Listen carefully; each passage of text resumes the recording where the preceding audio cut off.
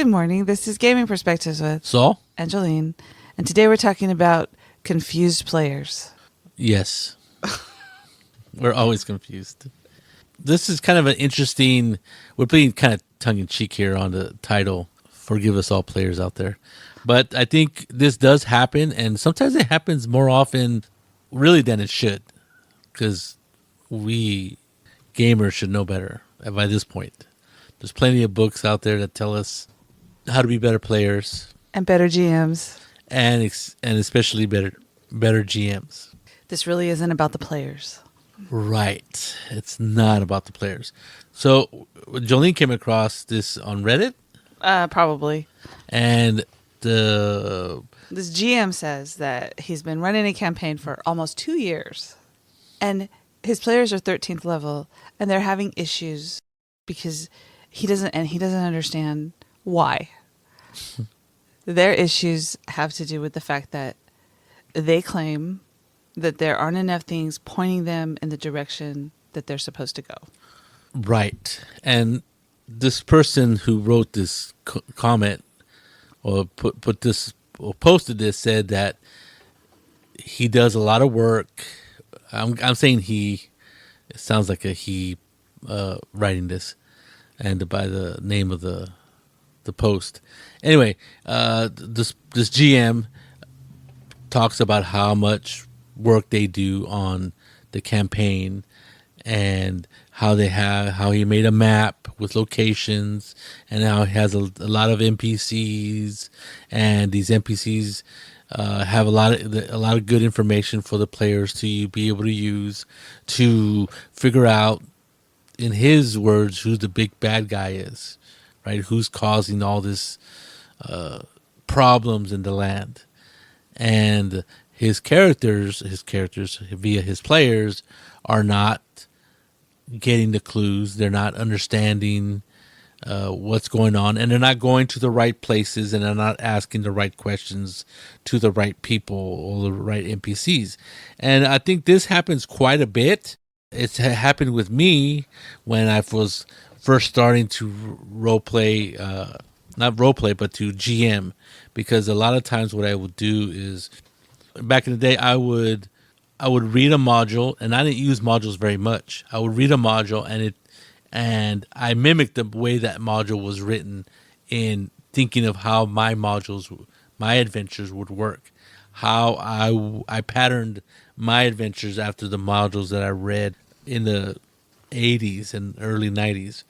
And a lot of those weren't bad, but they were not the best at player agency. And there was a lot of, you go here, this person gives them the clue, you go there, this happens, you go there, this happens. If it was any kind of an investigative game, and I'm using that loosely because there wasn't usually a lot of investigation in those modules, but they still have to find information. And though I would be stretching it to call this a mystery game or investigation game, they did have to find out where stuff was happening and where the bad guy was and all this other stuff. So with that in mind, I can see myself writing this lament on Reddit, asking people, what could I do to get my players to understand how to get to the adventure? Well, that's totally the wrong way round, right? Well, I think it's not totally the wrong way around. It's good that you did the work. It's good that you have these plots. It's good that you have NPC characters. It's good that they have information for the players. The fact that you gave the players a map with locations, that's cool. There's a lot of good stuff happening here, but there's a lot of misunderstanding about how people work, and I think I'm gonna equate this. I don't know if Jolene agreed with me when we were discussing this before off the microphone, but it's kind of like the puzzle idea, right? I hate puzzles. That's just me. I get a puzzle. He doesn't mean actual puzzles that you put together. Jigsaw puzzles are fine. I'm talking about like word puzzles, stuff like that. You can find a book of puzzles and scramble your brain, and I absolutely do not like them, mainly because they show that I don't know what's wrong with my brain, but puzzles are a. There's nothing wrong with your brain. You just got to concentrate, dude. But puzzles, riddles and stuff like that. Unless I'm told the answer beforehand and remember it, riddles are terrible. So puzzles are something that I don't like. All right, and people put puzzles in RPGs, whether it's a word puzzle, a poem puzzle. I don't know what you. I'm not even sure he has puzzles in here. No. You're right. I'm not talking about that. I'm saying a puzzle. So as a GM, right, let's say you have a puzzle in your game, and as a GM, you're thinking, man, this is a great puzzle. It works great for what's going on in my adventure, whether it's sci-fi, whether it's fantasy. And your players come across your puzzle and have no clue what you're thinking. And they can't figure it out. And your problem is, man, this puzzle is so easy. That's why I included it, because it's so easy. What's wrong with the players? That is the sentiment that this poster has, is what is wrong with his players? And the problem is, there is absolutely nothing wrong with his players. The problem is the puzzle. The puzzle that you put in front of them is not solvable for them. They can't figure it out.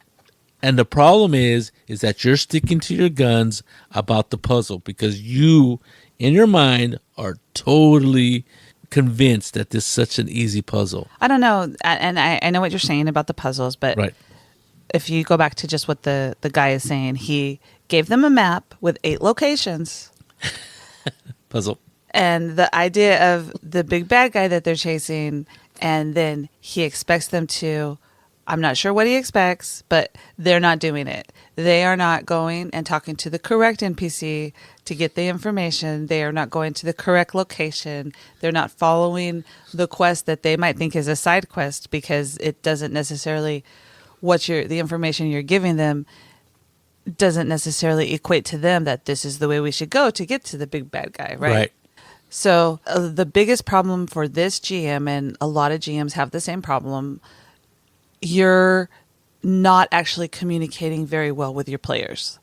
You are thinking that you've given him, and the thing that I thought was funny is he says that other than putting up a neon sign that says this is the way you go, they should be able to figure it out. And I'm thinking, when it comes to games, you present the information to the players, and the players should be able to go and figure it out by whatever means they use, right?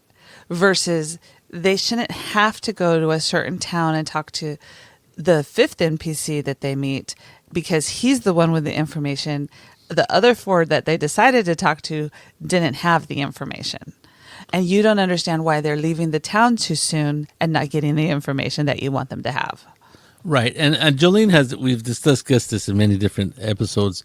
And Jolene says, well, just put everything in front of them. Like if they're going the wrong direction, the whole world, the plot moves. So wherever the plot, the players, whichever way the players go, the plot giver, clue giver gets in front of them.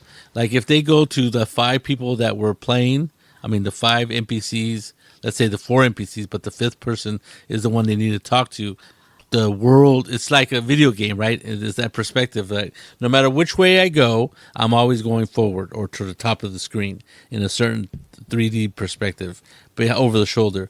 No matter which way I go, the world moves, so I'm going forward. I don't have to go left or right or any other direction. And I think that's what Jolene is saying, is that in her games, in her estimation, in her way of dealing with the giving out clues, you put the person they need to talk to in front of the players by any means necessary. I'm not the only one that says that, because the GMs that answered this guy said the same thing. Said, you're not communicating well. You're not disseminating the information the way that you should. You're expecting the player to know which NPC to go talk to. The players aren't going to know which NPC you have decided is going to give them the clue or the piece of the puzzle or Right. whatever you want to say. You can't expect your players to be inside your head. If you want them to read the story that you're trying to tell them, write a book.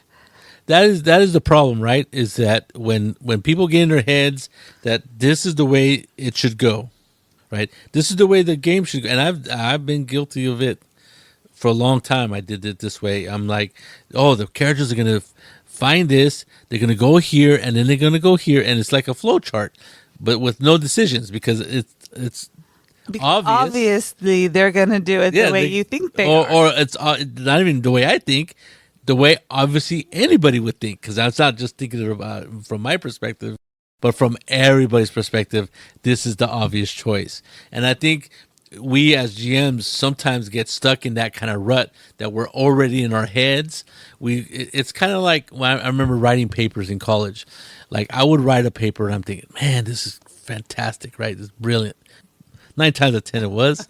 I'm not going to argue with my professors. But what would happen is the editing, right? The editing is very crucial because I remember writing something and I'm like, oh yeah, it's good. And I remember rereading it just to make sure that I wrote was good. And then Jolene, I'd go, oh, you know what? I'd give it to Jolene. She'd go, oh, it's not in the sentence here. You don't even have a subject. You don't even have a verb. And I'm like, what are those things? And then she would like circle it, or this word doesn't make sense, or this is not the right word. And then I would read it with her markings and it would be glaring, right? Because this happened. It had to be because I'm not that great at good grammar stuff. But stuff that I would obviously was wrong. This is the problem is like when I read my paper or something I wrote, whether it's there or not, I know what I'm trying to say. And what happens is my brain inserts words where there aren't that you any didn't type, yeah. that you didn't type, you didn't commit to paper, but you know it because you had thought about it and you automatically insert it, and in your brain you automatically see it, and you continue to go down the page and oh yeah, this page is fine, there's no errors, and then somebody else comes and goes, well, this sentence doesn't even make any sense, and you're like, oh yeah, it's because I forgot the subject or I forgot the whatever. And I think that's what happens with GMs is that it happens to me. I write an adventure, not this way anymore, but I used to write adventures where I would have an idea of the plot, and I'm like, how the character's going to find out about it, how are they going to solve the situation, how are they going to defeat the bad guy. And this is all stuff that I thought up of before even meeting the players or the players even make their characters, or I introduced the idea or the adventure to the players. And the problem with that is sometimes as a GM you get locked into that's the way it's supposed to happen because naturally that's the way it's supposed to happen. And if it doesn't happen that way, sometimes the GM blames the players for not acting correctly, for not doing the right things. I think you're going to get stuck in this rut and you're going to have large problems with your game. If you're going to have very frustrated players. You're going to have frustrated players who stop playing. They're going to leave. They're like, you know what? This isn't working out for me. This is not fun, right? You keep saying, you guys aren't finding the plot, or this is not the way you guys should be going, or whatever. I don't know how he conveyed if this person conveyed this kind of stuff to the players, but that frustration is going to be there because maybe they're just having fun and they don't care about finding your big bad guy and killing him or defeating him or stopping his diabolical schemes. So you're going to be frustrated, and they may just be, hey, I'm perfectly happy wandering around, being Gru the adventure, killing stuff and killing things and taking their stuff. They have no problem with that. And as a GM, you're going to get frustrated with that kind of gameplay if that's not what you want out of your players. And it's going to show up sometimes. You might lash out at your players by killing them or doing something not nice to them. And I think this happens a lot. And then sometimes players are also, maybe the players do want to figure out what's going on, or some of them are like, well, there's something going on, but I can't figure it out.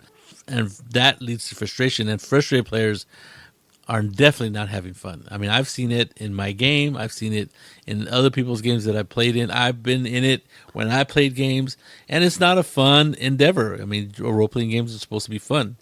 Have you played a game where things were, I think in my game, you got the only games that you've frustrated me with are investigative games where I'm banging my head against a wall because you've given me all these clues. And I think that I've done mostly play tests with you for I think the one that you did a carnival role game where you gave us, we had all these clues. And for the life of me, I couldn't put them together. And I kept going, and sometimes we got to the place too late, or someone had just died, and we were different kinds of things, right? Instead of getting there in time to save the person, it was frustrating because we didn't figure out the clue until it was, or we did figure out the clue. It was just the story had moved on. Those are the only kind of frustrating things to me. But we even talked about this about investigative games when we were discussing, because we were discussing this and we were trying to figure out, well, when wouldn't players get the information that they need? And basically, investigative games are harder because what I'm thinking is that what we should have is a board, like a detective, right? So you can put everything on it and then you can put it together. Yes, that came later in our discussion because I think we're talking about investigative games where players are investigators, real investigators, not like D&D players who Right. are built to kill things and not necessarily investigate a game. D&D is not an investigative game, though you could run an investigation. And I don't even know what kind of game this guy is running because he doesn't say. He just says big bad guy in, that he gave him a map with 8 locations on it. And I think he believes in each of those locations, they need to talk to a certain person to get the information. But what I think the GM is missing is that just because you hand me a map with 8 locations, you and I might be thinking different things. And one of the GMs that answered him said, well, maybe they're not thinking that each town has a clue. Maybe they think that you gave them these 8 towns and the big bad guy is going to be in one of them. So when they show up, then they can fight him. Yeah, it's difficult to think that you give somebody a map and they instinctively know what to do with that map. Yeah, like they know what, because it would be the end of the game if they already figured out what your map meant, right? I mean, it seems like it's just a map with 8 cities on it. Right. Not necessarily 8 clues or whatever you want to talk about. And if Saul gave us a map with 8 cities on it, there would be lots of questions. Like, we would want to know about the terrain and where we're going. How well do we know this world? There would be a lot of things going on. So just because you think that the players are going to know instinctively which way you want them to go, right, it can be very frustrating for players because we don't know. We're going and we're just going to go and figure it out as we go. Right. I think Jolene's right about investigative games being tough. We talked about that before and how they are more difficult to run as a GM because it seems more nuanced, right? The way you deliver clues, and you want the players to figure it out. I mean, about that carnival role game, sometimes, and this happened in Felipe's game. I think we were playing Victoriana. Oh, yeah. The steampunk game. And we were getting to the ghost was killing the people, and we'd get there too late. But that was because that's the way the adventure was written. The way that, yeah. We were not ever going to be able to get there in time to save the people, even though that's what we wanted to do, but that wasn't within the parameters of the adventure, and therefore when Felipe ran it, he ran it exactly as written.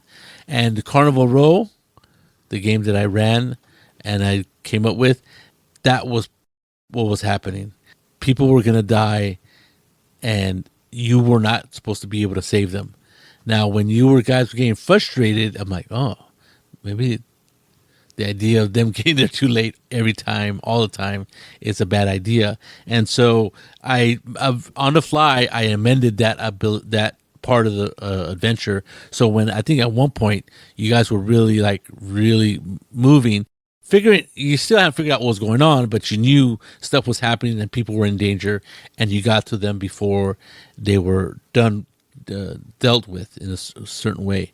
And as far as the clues, I had thrown every clue that I had come up with prior to the adventure, and it still wasn't enough. And I'm like, man, I don't know what I can do. And then I don't know. I honestly, I don't remember. It's been such a long time. I was supposed to run this in 2020 at KublaCon, and that's when the pandemic happened and there was no KublaCon. And it was supposed to be an in-person game. I play tested it online, and what I thought would be a 6 hour though every time I run a game, I run it in the evening, so there's no game after my game in that room, so I can run as long as I want, and that's why I do that. But I had reserved a 6 hour slot in the evening from 6 to 12, and online it took like 3-4 hour sessions. Yes. So it was a 12-hour game. And we weren't sure if it was us if we were just being dense on our stuff or what was going on. Unfortunately, I never got to run it in person. But what happened though lately, I was going through my notebooks, and I had actually made a little booklet with the adventure. Yeah. Now I handwrite all my adventures in calligraphy. I used to, but I haven't done that lately because it's time consuming. But I put all the notes in there, and what I did is I use a sketch paper to write on, so there's no lines, and then I just folded it up and stapled it. And then I had all kinds of handouts that I was going to give out, and all those handouts were in that little booklet. And when I opened my notebook, an old notebook obviously, from 2019, 2020 I should say, and all the stuff, I go, oh my God, this is my Carnival Row game. And I was looking through it. I was like, oh, yeah. And I remembered that it seemed like you guys had fun. And you guys did solve it finally, the situation, the puzzle, if you want to look at it that way. And I think what happened in that game is that I was giving you a lot of clues, and sometimes maybe too many clues. I don't know, because you guys were having a hard time making all the connections, or some of the clues weren't very well done on my part, and it was distracting. But I don't know. Honestly, I don't remember how you guys solved it, but you guys got to where you needed to go and finished the game, and it was to me, I thought you guys had a good time. We did. And another investigative game, I ran a game, Dresden Files game, based in Monterey, the Point Pinos Lighthouse game. And I had given out a lot of clues, right? There was a lot of clues about what was going on. And at one point, they had kind of stopped trying to figure, going to places and going to find people and talk to, because they had done a lot of legwork, right? They had done a lot of groundwork to find information, and they had all this information. These were not like, there was one player who had never played before, but everybody else was a veteran RPGer. One of them was my friend Jonah. There was this lady who was super smart. I mean, she was just really on top of everything. And they were discussing the adventure or the clues, and they themselves were saying, we're missing something. We're not making the right connection. And there was a lot of clues, I got to admit, because I had thought about this game over and over in my head. And they were like, we're not getting it. We're not getting it. And then my friend Jonah just shouted what it was. And they're like, and it was funny because I was telling Jolene that I was getting to the point where I was like, man, what can I give them? What can I tell them that will help them figure this out? Because my idea was, I didn't want to just tell you, oh, the big bad guy is this is who you have to go after. I really thought that it would be disappointing, right? Because they're trying to figure it out. And if I just gave them the big bad guy, there's not really a big bad guy, but the culprit, they would be like, oh man, that was kind of like, that sucked. And I was getting at that point because I couldn't figure out any clue more clues that I can give them. And then Jonah shouted out the plot or the big bad guy or whatever. And then the whole table just like, yeah. I mean, at once they just erupted and said, yeah. And they're like, that's it. Everybody was like, my God, that makes total sense, right? That you just named it. And then he goes, and then they knew what to do. And then they knew. Then they may not knew what to do, but they knew that they had to do something in this sense to go after them. And they're like, "Oh, okay. How are we going to figure that out?" And so then the game continued. Right. So because the game had stalled in that point where they're just like literally sitting around the table trying to figure things out. Now, Jolene thought about this. What do you call it?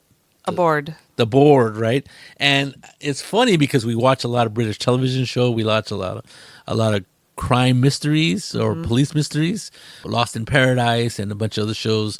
Death in Paradise, Death in not Paradise. Lost. Sorry, not Lost in Paradise. Death in Paradise, and what was it? The Scarlet and the Duke, which are investigating, trying to figure out situations, what's going on. And they use this board that they put the victim. Everybody's seen it if they've watched any kind of cop show. Yeah, and they, depending on how old your show is, either they put yarn connecting the people together, or in a modern sense, they put they draw it. They draw it with a dry eraser, and they have lines connecting the victim to the possible suspects. And they have the information, the name, and they have other peripheral stuff around it, like what they did, the timetable, and all this other stuff. And I think taking that to any kind of investigative game, like if it's a modern investigative police one, I think that's a brilliant idea, is to have the pictures of the victims, right? They're going, all the suspects that you have, and maybe some people who are not even a part of the case. But because the players will find people that have nothing to do with them, and you could put them on the board and put a name under, and then they could take them off the board if, like, oh, you know what, this person is not even part of this case. But I think that visualization that will really enhance the game and make the players figure things out easier. Because obviously, I think it does work. Because I think they. Cops and investigators really do that kind of stuff where they put stuff on a board to visualize it. Well, if you think about it, even in D&D games, when you're looking at, I'm not talking about getting a board, but a visualization. If you're playing in person, or even on like Roll20, you put out a map, right? Yeah. And you can put stuff on it, and you're drawing, like usually you're going to draw either before there's a fight or something like that, but you're giving out information in a different way than just expecting the players to go and figure it out and then talk it out, right? You're giving them a visual aid. So this guy did give them a map, but he just expected them to go with his story in his head, right? And a lot of times when GMs do that, it can be frustrating for the players, because I could talk to 6 NPCs, and if they're not the NPC that you have set out to give me the information to move me along, then how am I going to know what to do? Right. Or what you're trying to tell me. I mean, if you're just going to put out a town in the game, and the players are like, well, let's ask people what's going on, right? And they're like, and then the GM goes, well, so who are you going to talk to? And the players go, well, we're going to talk to the butcher. Okay, we'll talk to the butcher, and you role play that. Okay, players go, wow, that guy didn't know much. Let's go talk to the blacksmith. Okay, let's go talk to the blacksmith. And so the players are giving you this list of people they want to talk to, but they don't tell you about the one that you have set aside to actually give them the information. Yeah, the barkeep. The barkeep, or the general merchandise store apprentice, right? You'll talk to the owner, but that's not the guy who has the clues. There's an apprentice running around and stuff like that. But you players might think, well, what would the apprentice know that the owner doesn't know? But the apprentice is the one that knows. But the players go in, they dismiss them, and boom, your clue is gone, and nobody figures it out. And that is why if they don't pick the right person, just have the person they pick be the person to tell them what they need to know. Be the right person. And does it really mess with the plot?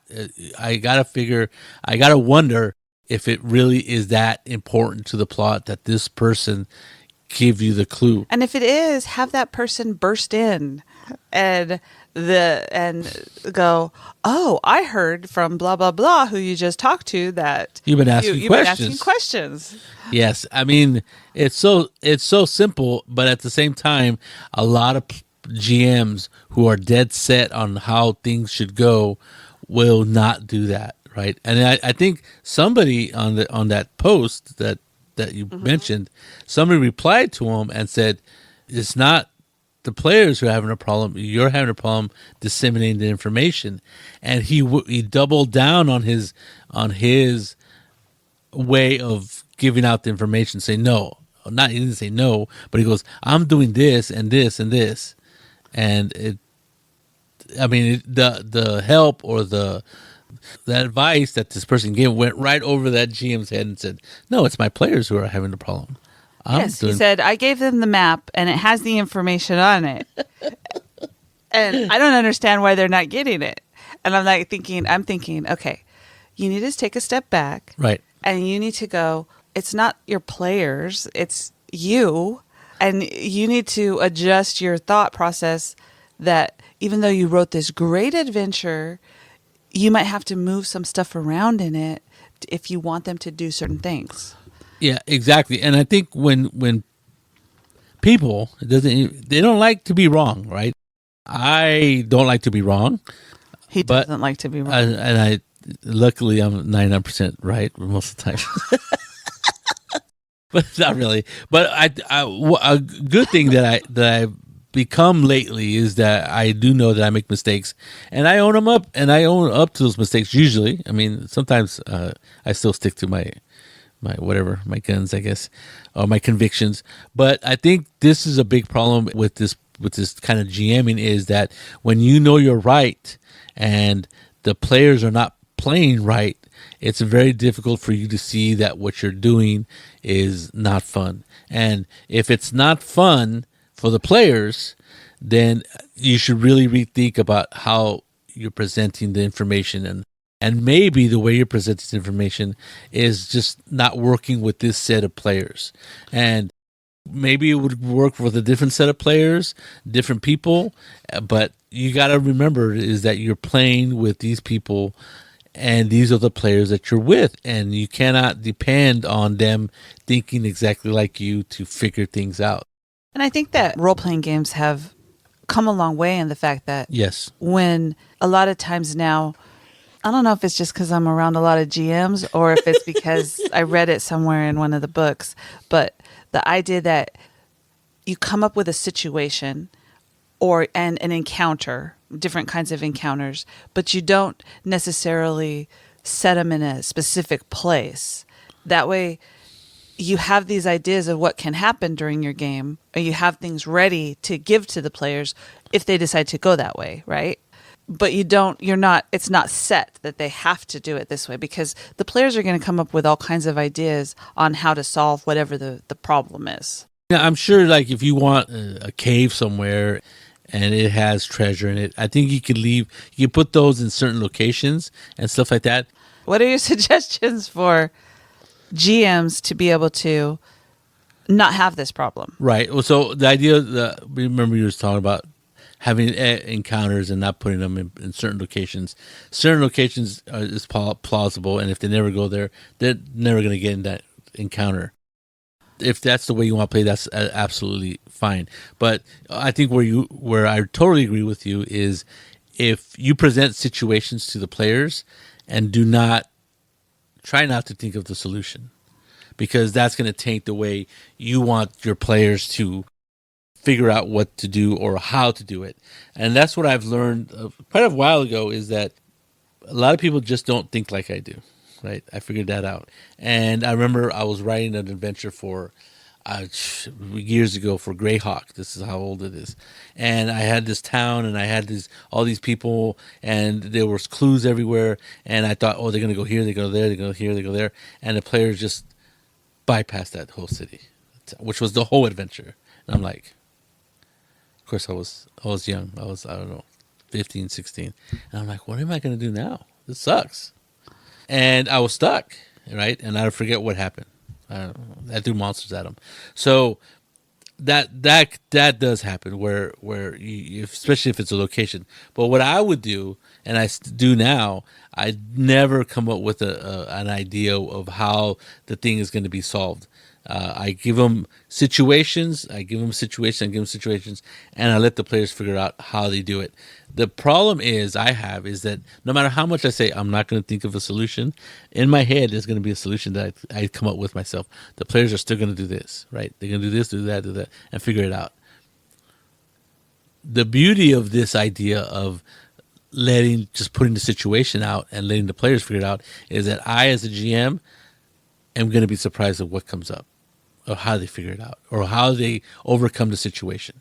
And I think that is why I enjoy role playing so much as a GM, is that I myself don't have any idea how the game's going to go or what they're going to do. And I am being entertained myself by having to react to these players who are coming up with stuff that I would never think of, and to situations that I just presented. I'm like, oh, wow.